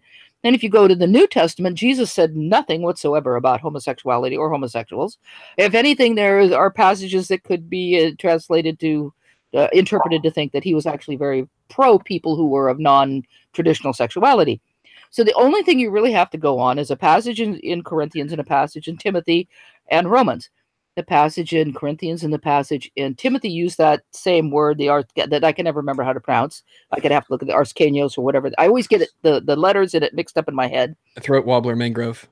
Yeah, which is it's a word that Paul invented, as far as anyone knows. At least as far as my research. If I'm wrong, let me know. Look, if there's any place to invent words, it's the holy book of an entire religion. Well, really, people invent words all the time. That's nothing new. If you want to find a word to explain what you mean, and you don't have a word, you make one up. It's funny. Hey, I come from a time when things were really groovy. I come from a but let me just finish here. But that word, no one really knows what Paul meant by the word. It's made of two Greek roots, one for man and one for bed. And as Kyle pointed out, one. If you look at it in other senses of use, it means man of many beds. It's been translated as referring to pederasty, to prostitution, and to many other things. But for basically political purposes, it's been translated as homosexuality. So the only thing they have to hang their hat on is Romans, except Romans is very problematic for the reasons I've already said. So there. Well, there's, I don't think you, honestly, I mean, I'm not a Christian, but I don't have a bone to pick in the fight. But when I look at it, I think it's hard to divorce the New Testament from the Old Testament like that. I mean, Paul calls himself a Pharisee. Jesus is somebody who says that, apparently he's following the Mosaic law. Like, why would he, it's hard to imagine that he's following it and he believes in these sort of principles. And then on some level, he disagrees with like the tone. And I think that there definitely is this contrast between the New Testament and the Old Testament in tone, like and how God comes off. And I think that it's so great, and it was even so tremendous in the first century that you had an entire sect, a big sect of Christianity, like being developed that believed that the God of the Old Testament and the God of the New Testament were completely different gods. And this is very early on. And there was this tremendous split between the Jewish Christian church that believed that the Mosaic law was something that needed to be followed, that was still relevant today, and the Gentile Christian sect that Paul seemed to be the leader of, that sort of seemed to view it as a superseded law that was overwritten by a law of Christ that sort of kept it in a way, but sort of chopped off certain parts and added on other things. And I think that those are tremendous issues, that appear in the letters and were a major issue, are still. That for me, it's absolutely fascinating. Contrast Galatians and Acts, how they're talking about the relationship between Paul and the church in Jerusalem. Like, it's so absolutely so fascinating. And it shows that there's this tremendous discrepancy between how someone like Paul viewed the Christianity and how James, the leader of the Jewish church and the successor, in leadership of Jesus, how he viewed it. And I think that's a tremendous difference. I don't really understand how Christian can live with that incredible discord, but I think that they're forced to do it in a million different issues because the New Testament and the Old Testament, they just simply contradict each other on so many issues that you have to be in that mindset where you can be sort of schizophrenic all the time with all these different things, But no, you don't. Jesus You obeyed do. the law. You do. Jesus obeyed the law because he was a Jew, so he obeyed the law. But he also said he came to fulfill the law. So that's where the change comes. Yeah, but if it was so beautiful, if it was so great, if it was so wonderful, if he believed it so deeply that he created it and he gave this perfect law for all, then how are you going to say that he's going to chop off bits and pieces that are not good anymore? And God used to say this, but now God says this. There's a tremendous difference there. Like I said, it was such a tremendous difference that there was a very populous branch of Christianity in the first few hundred years that it was basically like anywhere you went, you'd find somebody who said God of the Old Testament is a different God than the God of the New Testament. Well, look, the fact that that we're having this conversation and your soul hinges on the correct answer is like, okay, well, All right, I'm back, guys. Who are you again, General? Oh, good. Sorry. General, let General go. I'm trying to do something. Yeah, sorry for being late. It's been so long, I don't remember who you are, man. Yeah, I'd be sorry too. Well, I think that if not on camera. Yeah, show that beautiful mug of yours, General. Why is that handsome face not on camera? Oh, give Kyle a thrill. I'm not at home. I'm at uni at the moment. So what do you think of the discussion? I know you were, and I wasn't trying to ignore you. No. Just got 1,000 things going on during the discussion. Yeah, he was Skyping me the entire time. Yeah, I was fine. like, hey man, I'm not saying don't, but it's just like I don't want to think that I was ignoring you. Obviously, I have to pay attention to what's going on. Yeah, this is that discussion just pissed me off so much. He does not represent Christianity one bit. Oh, don't you worry. Don't you worry about that. We got you. I was so disgusted by his declaration. Like it was. He's no different to a radical Muslim with Sharia. Isn't that what I made the comparison in some ways? No, I think the comparison fits because if you have Sharia courts, well, guess what? His hands doesn't need to get dirty. Yeah. If you have right, if you have a Sharia court, Sharia does have stipulations about killing homosexuals and so on, and also unruly children and so on. And so therefore, like you said, if you have a court system that is quote unquote under quote unquote biblical law, like a theonomist position, then yeah, that is going to be the most barbaric court system ever imaginable. So absolutely, I was truly disgusted that. Yeah, really, it's the same mindset. It's just a matter of do they have the guts to actually follow through with it? Yes, it is the same mindset. It's just well, there have been many times in history where Christians have done those things. I mean, there were times where witches were killed. Lots of witches were killed. Gays were killed. I mean, that's historically, that's actually probably that tone, like that sort of behavior is actually kind of the norm for Christianity. What we have today, what Christianity looks like today, is not how Christianity has looked for the vast majority of the time that the world has been experiencing Christianity. But Joaquin, I think he who lives by the sword will die by the sword. I think what the point that Jen was trying to make that needs to be addressed is this: the Christian that he, like Matt, that is advocating this particular position is the same position that a Sharia law advocate would be positioning or should be advocating for. The only difference between them is who they think gives them the moral authority to do it. And what law are they deriving from? So this is why I kept hinting at Steve and And in fact, Kyle, you read my homosexual blog post, right? I did. Yeah, that shit was gay. Did you see how I emphasized that the entire Torah, and then again it comes down to, what does it mean to say the law of Moses? But regardless, like when you mentioned about Deuteronomy 25, the cutting the woman's hand off stuff, the entire ancient Near East had their context, and the Old Testament is embedded in that context. Jesus comes along, and basically the whole context of the Sermon on the Mount is, you've heard it said or you've seen it written this way, but I tell you. He's basically doing away with human stipulations that had no divine origin. So that's what a Christian argues. And if he's a Christian, and when he said, oh, I'm a new creature now and I'm born again, well, you've just completely neglected the entire Sermon on the Mount, because you should be saying that those things are barbaric. You should be saying Jesus supersedes those things you see in the Old Testament. You should be denouncing them, exactly. Yes. And then what I wanted to tell everyone was that the whole Levitical context with respect to homosexuality is that, isn't it curious? It's absent about lesbianism, and that's a clue.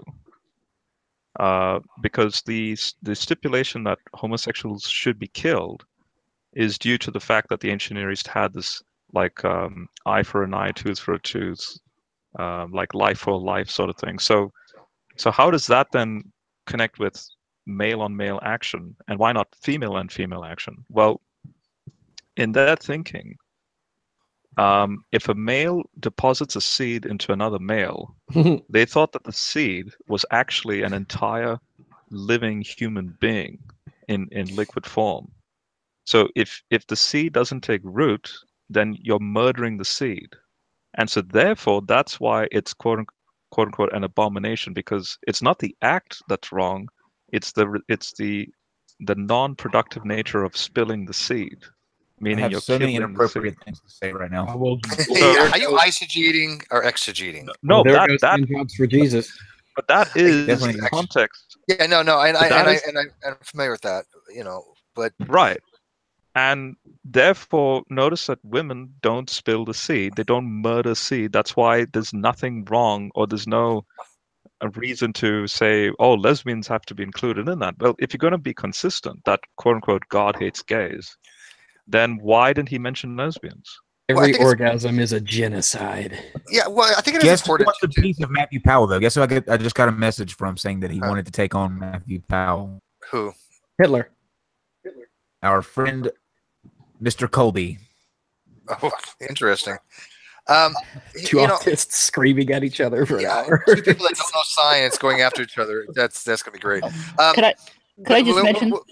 Yeah, real quick. I just want to say real quick that I think it is important to read into those things how they did view these things, and what General said is completely plausible of how they understood things back then. I've heard that before. Yes. Yeah, I have heard that before. Great. Well, what I was going to say is that idea lasted even longer. There's a picture. I don't know if you've ever found it, General. There's a drawing that someone did. I'll see if I can find it, of a sperm with a little. Yeah. Like ironically, Muslims like to bring up a geneticist named Keith Moore because Keith Moore back in the 80s supposedly defended the Quran with embryology and stuff, but actually Keith they completely misunderstood what he was getting at. Right. And I have But his. No, go ahead. Explain what you meant. I know what you mean. But there's a drawing. There's a drawing from like hundreds of years ago of a sperm, and it has a little person inside the head. Right. You ever seen that drawing? I don't know if you've ever seen it. It's a very well-known drawing. I could try to find it, but that's even what people thought. And this is from Western Europe, by the way. This drawing. So people even thought that for a very long time that the man, because men were so powerful and everything, that the woman was just the fertile garden, and that the man deposited the incipient person into the woman's fertile garden, and so that killed so many little people. Because I know, isn't that just, that's what they drew upon. They drew upon white genocide. of how a Right. seed actually works, and they drew upon, you know, and by the way, Right. I don't think they were faulty. I mean, obviously they were wrong, but I don't think Yeah. that their inferences. It wasn't like irrational. Yeah, exactly. No. It makes sense. Yeah, seed, ground. You know what? It makes perfect Seed, sense. ground, pussy. Yeah, right. Exactly. The man plants his seed in the woman's fertile ground. That's the way they looked at things for in many, you know, at least in I need a you cigarette know, after this. yeah, at least in the Mediterranean This is culture taking a at the turn. time, and even in Western culture to some extent in some places, it was, yeah. Yeah, the reason why I brought up Keith Moore was because I think his book called The Developing Human, it's currently in its 10th edition, which was released in 2015. I think that's the best complete rundown from ancient history up until the modern day of how a human develops, you know, ranging from ancient perspectives right to the most current in science. And he has these drawings. I think that's the best book on the subject, so that's why I brought him up. But another thing I wanted to mention was this notion that Jesus had nothing to say about homosexuals. In Matthew 19, verse 12, he actually hints at homosexuals by the word eunuch, because eunuch can have a certain nuance in the ancient culture. And he gives examples of 3 types of eunuchs, one of which is definitely in the context of homosexual. And he says that if such a eunuch, or let's just say it, if such a homosexual were indeed a Christian, even though he's going to be a eunuch, so he's going to be a homosexual all his life, as long as he observes that God is the savior and so on, that's it. That's fine. And he's referring back to, I think it's Isaiah 56, if I'm not mistaken, that where Isaiah, like God through Isaiah, is saying that no longer will the eunuch be a dry tree. Because, you know, as long as a eunuch, in this case a homosexual, if he actually is faithful with my covenants and so on, nothing to do with homosexuality here. So notice there's an acknowledgement that he's a quote-unquote eunuch, in the sense that as a homosexual, obviously he can't reproduce. But the point is that the prophecy says, I will give him a name that far surpasses this notion of, you know, because sons and daughters in this life supposedly meant that you're a blessed person in their ancient thinking. And God's saying, no. There's going to be a position you're going to have that far exceeds, again, the pettiness of the way people observe each other and how people view you, like, oh, you know, you're a homosexual, therefore you can't reproduce children, therefore you're a dysfunctional person in this life and amongst the community. God sees through that, and that's what Jesus does in Matthew 19.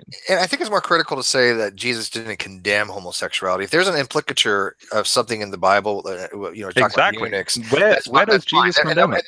And there probably is an implicature there. However, Jesus was not condemning it, and I think that's the takeaway. Right. And where does Paul, if you're going to say lesbians are part of this, Paul doesn't even mention lesbianism. I mean, you might be thinking of Romans 1 verse 26, but that's actually not about lesbianism. He's thinking of Search history. Genesis 6, which is Yeah, to you do all with got the lesbian unnatural in your search history. Let's be realistic here. Even gay people watch lesbian porn, don't they? Yes. Yeah. Okay. See, I mean, Well, I actually don't. I'm not into it. That's weird. I guess it's weird, you're a but- dog. Shut up. Yeah, I'm not. It just doesn't do it for me. Just That is strange. You've got weird sexual. I really just don't. It's never has done anything for me. I don't get it. Interesting. The reason why I'm bringing lesbianism is because it's an umbrella term to be equated under the umbrella term homosexuality. That Right. I mean, God is homosexuality quote would have unquote to be hating applied to both, right? homosexuality.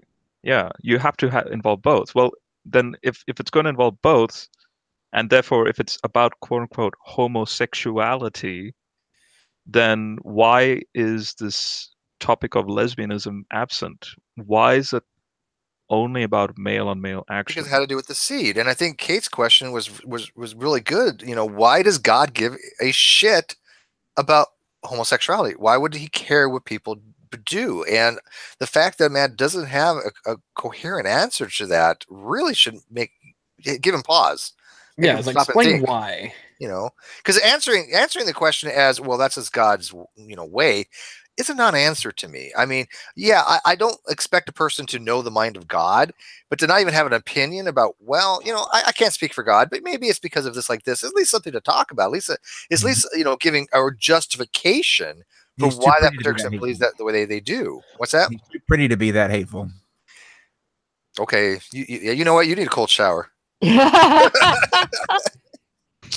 That's what gets into the whole reason of, that's why he tried to start it off with AIDS. Is like, let me try to put some sort of a reason to it. Let me try that was a bad way to go. It's like, then okay, so we're gonna kill black males for the murder rate. Then if you're predisposed, we're not predisposed. If you're doing something at a higher rate than something else and it's bad, then well, hey, by your logic, they just fucking kill them all. Well, I have to bring something up about that because when you guys asked my question, my connection went out, so I don't even know what his answer was. But when he talks about, saying, gays or homosexuals are 50% more likely to get HIV, well, that may be true. Use a Ken Hovind parrot. That's all Ken Hovind statistics. But yeah, I know. But if you look up the statistics on, men, and if you look up the statistics, it won't say homosexual or heterosexual. It will say men who have sex with women, men who have sex with men, women who have sex with women. And if you look up the statistics and you look at a graph, right, you'll see a line for men who have sex with men, then you'll see a line for men who have sex with women, then you'll see a line for women who have sex with men. You will not see a line for women who have sex with women. The reason you will not see a line for women who have sex with women, you kind of have to read the explanation to find it out, is because there's such a tiny proportion, very rare, of women who have sex with women who are HIV positive that if you were to try to draw a line, it would just be along the x-axis. It would just be writing the zero line. So that would be misleading, so they don't even try to put a line in. It's I was such looking a that up, and I was tiny curious percentage. And let me, I may answer what you were going to say. And most of those women, if you look at the research, who are HIV positive, women who have sex with women, either got HIV because they had sex with a man at one time, or they were HIV drug users. And also a tiny percentage of everyone who has a hemophilia. But it's even rarer, incredibly rare, for a woman to catch HIV for another woman.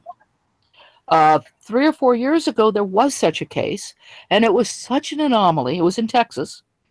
It was such an anomaly. It made the headlines because it was like, whoa, it was like, like your purple flying unicorn or something. It's so rare.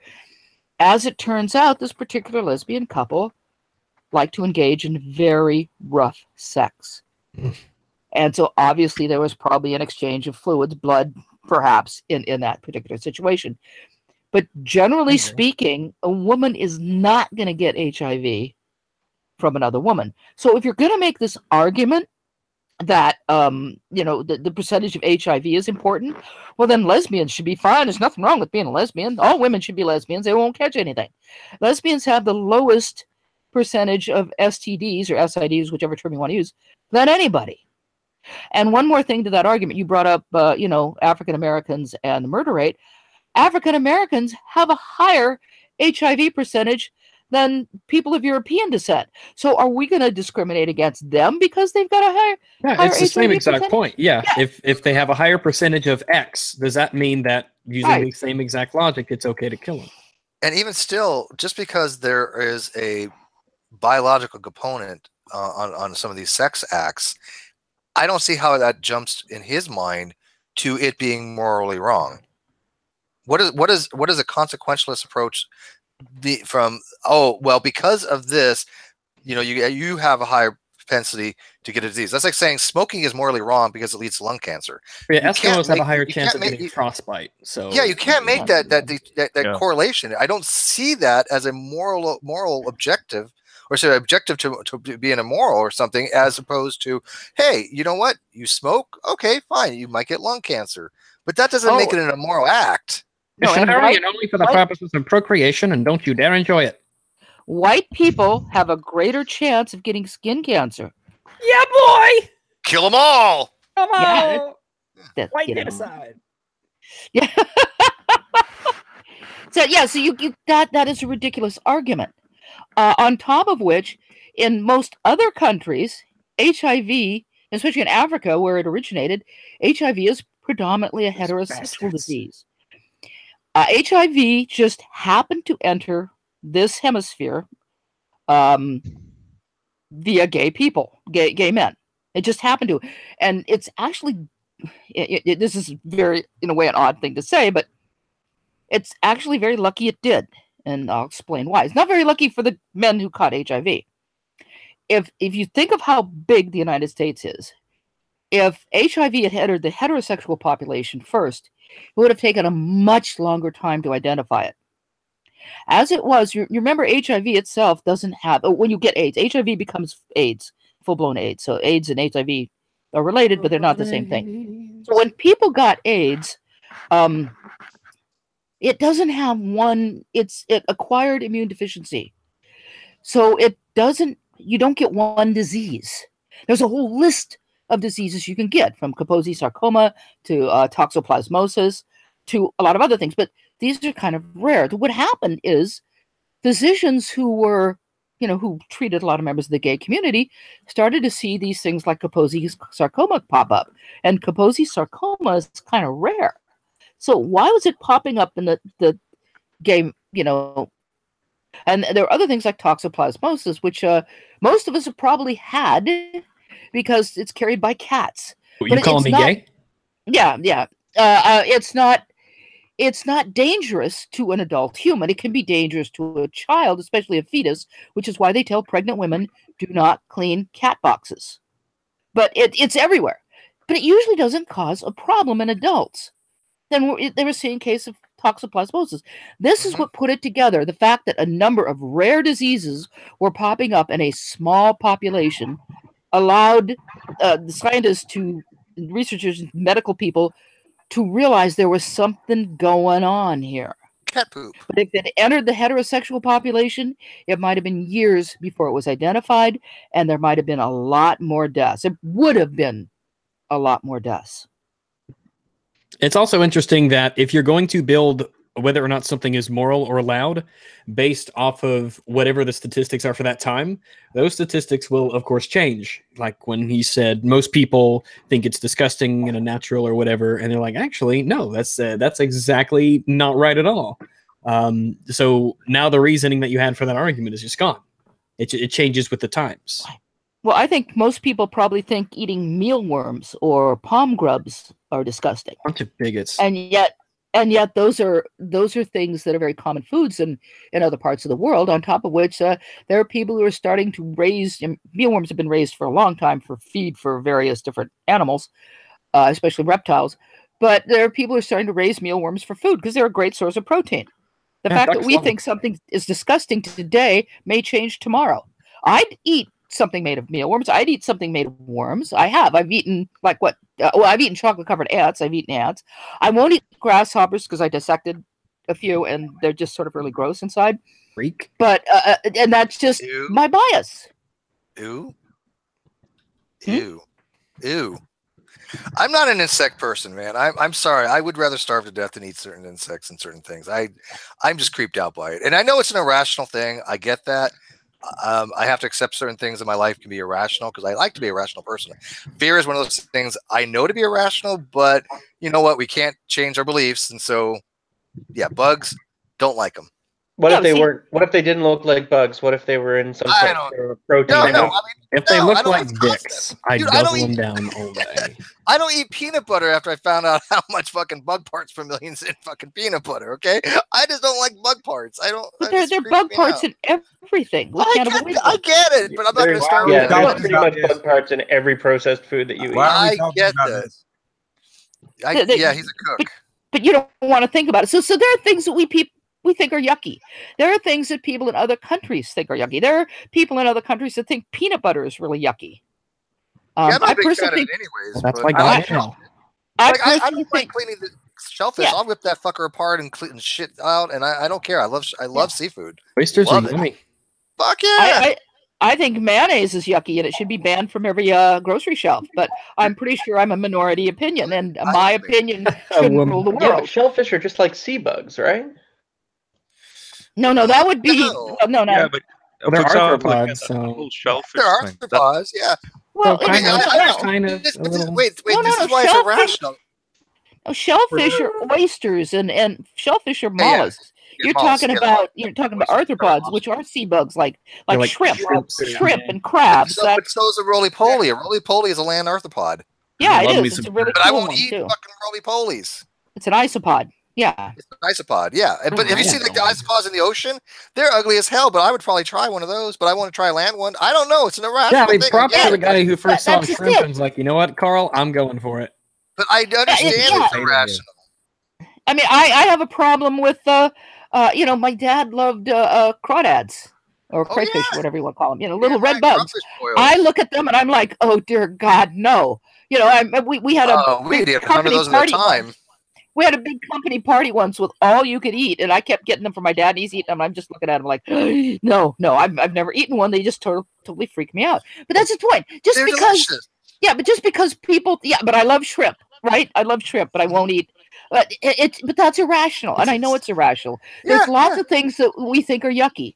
There are lots of things that we think are irrational. I had gay male friends that thought that the vagina was a scary place they didn't even want to think about, which is fine. I have no problem with that particular part of the anatomy. Straight half the time. I have seen some that have given me concern. But It's supposed to be I dated a lot when I was growing up, so yeah. But just because you think something is yucky doesn't mean that it is yucky, and doesn't mean that that's a universal, that's why we all have our own. I'll say the word qualia because our sense of reality. We all have a different qualia, and so our perception of reality is individual to the point where even our likes and dislikes, or we may not have rationality for it. But I think the first step is understanding that we are being irrational by having certain positions and seeing where those fears come from. And when I was much younger, back in the 1970s, when I was in my 20s, we used to joke that, and I was active in the gay rights movement and in lesbian feminism and all that. So I was a political activist, and we used to joke that there's no such thing as a straight woman. The reason we would joke that is because without fail, you'd meet some woman who is, I'm straight. I have nothing to do with lesbian. I think this is all very yucky. I don't want to have anything to do with that and everything. Without fail, after a while, once they got to know you, they'd be kind of like, hi, will you kiss me? It was just hysterical because it's like, and of course the rule was within my friends was stay away from straight women because they're really fickle. They don't know what they want. But the point is, they'd start thinking about it, and they start going, I don't know, maybe I'm missing something here. That was like a running joke we had. There's no such thing as a straight woman. Because the people who would think something was yucky and tell you, oh, God, I can't imagine you do things like that. Well, what do you think we do? That's so yucky. Well, I just think it's, give a couple of months and they're coming on to you. Well, I think women tend to have a higher degree of more likely, at least having some kind of bisexuality than men. There's no such thing as a straight man either. Yeah, I've heard men say that too, Kyle, believe me. I do like some truth though. Look, for $1 million, there's a lot of shit that I'll do. But here's the thing: I'm not going to hang on, but I'm not going to enjoy it. So it really makes. What do you mean by by straight? Like I know I'm perfectly straight because I don't get any enjoyment from sex acts with a man. Probably I've never tried, but probably. And to be fair, I think there's a little bit of a difference physically because, like with women and men, like men are another guy's trying to put something into you, and it's like that. A lot of guys find that very. He's like, It's not just that. But I mean, Steve, I don't. I mean, this sounds bad. I don't like to watch two men kissing. I know. Everybody knows me. I'm not homophobic. It's just that I don't get any sexual turn on by it or anything like that. But two women, I find very erotic. Right, but Steve, let me tell you that you probably, if there was some guy who really knew what he was doing, it gave you oral sex, you'd probably love it. Well, now that doesn't. okay. Whoa. If I closed my eyes and my mom well, you know what I'm getting at. So it just, yeah, I don't know where they're going with that. Look at. No. My point is that, and this does happen. You'll get somebody with, like Kyle saying, there's no such thing as a straight man. You'll get some guy who has a few true drinks, and some guy will like come on to him, say, "Hey, you mind if I suck you off?" And the guy's, well, I don't know, whatever, try it. And I always said, yes, I mind. It's not going to happen. But the thing is, physically, new Patreon goal. You might physically enjoy something. This is not your thing. Top tier It wouldn't make you gay. Yeah. Okay, somebody give a lot of money to his page. Look at. Wait. There's something to be said by a man's going to know more what another man likes than a woman. I can at least see that argument, right? I don't particularly agree with it, but I can at least see that argument. However, the psychological damage to me for a guy doing something to me, if I say woman, would not be enough to overcome any kind of pleasure that I derive from it. I think you're okay. However, from money, like I said, if somebody says, "Hey, I'll give you $1 million to blow you," I'm like, "Hey, I'm yours all night long," right? That buys a lot of therapy. Okay. How many tissues will $1 million get? Yeah, it's not like I'm so psychologically like, okay, well, I'm not going to do it for $1 million. You goddamn right, I'll do it for $1 million. Look at the state of this. Look at and this. Steve's off the glory hole. Suck off Job of the Hut for $1 million. I'm probably going to head off, guys. But is any last comments? Speaking of head off, because I kind of just gave my rant, and I'm happy. And this is why we should never watch things like this. Okay. Anyways, we didn't used to talk like this before the dog was here. I know this took a turn. It was dark. Good night, everyone. Okay. Good night. Yeah. We're gonna wrap this up. I wanted to thank everybody for watching. This was actually, we had like 135 viewers for an after show, which is pretty impressive. Mm-hmm. But I think it probably only goes to show that the quality of the actual discussion we had on the non sequitur was worthy of having a discussion. And I do want to. If you can get Matt Powell to have a discussion with a Christian, I would be willing to be part of that. I want him to have a discussion with me. But yeah, I don't mind. I mean, you'll have a discussion with, sure. I think that he seems to be willing to have more discussions, and that's good. That's open-mindedness. I think, especially with the young creationist context, if you can debunk that.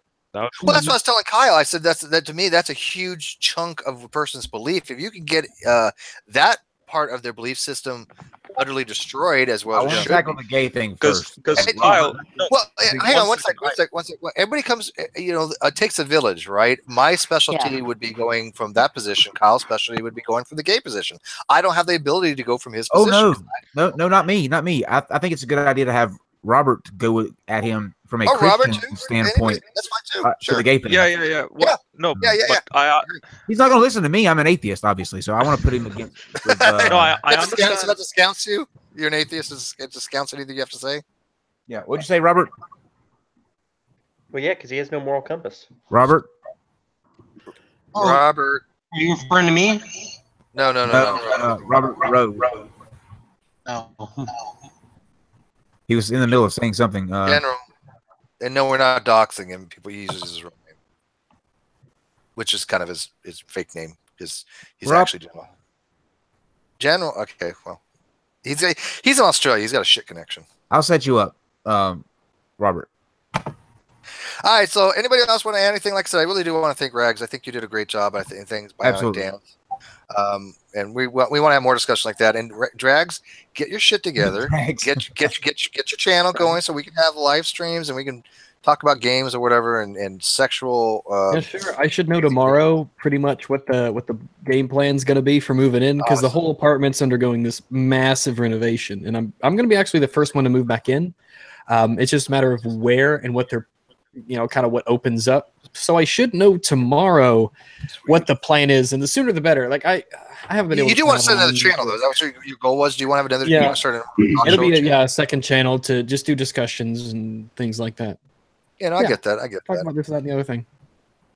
And put a shout out to fantastic job, sir, tonight. Fantastic job. Thank you. And I know a lot of people didn't get a chance to speak much.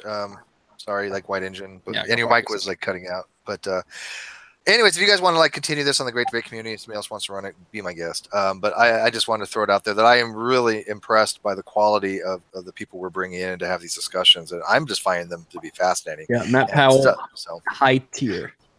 Absolutely. Here's the thing with Matt. Like I said, I would rather have a discussion where I think there's a chance where the other person might actually come around. And I want right now to hold out hope for this guy. Maybe I'm being optimistic, and you know me, I'm generally not. Hey, he I think just the whole hasn't world seen a just dick sees that it he burn. likes. How did you get this guy on there? That might be true. But Thank you, everybody. Thank you, Steve, for what you do. Thank you, guys. Really great. I appreciate it. and thank you, Y'all, viewers. everybody has a great night. And thank you for the super chat and the PayPal from Echidna. So good night, guys.